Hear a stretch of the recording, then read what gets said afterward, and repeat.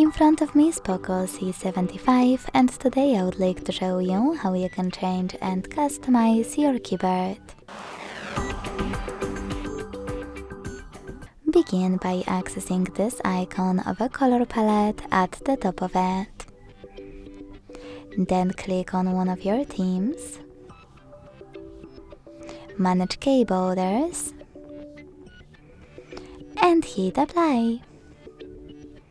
If you want to customize your theme, go back to the same settings, but this time use this plus icon under my themes.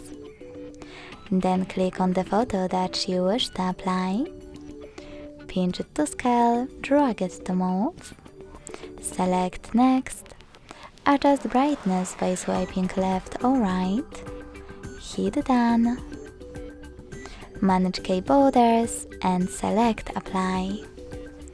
Thanks so much for watching. If you enjoyed this video, leave a like, comment and subscribe. Bye!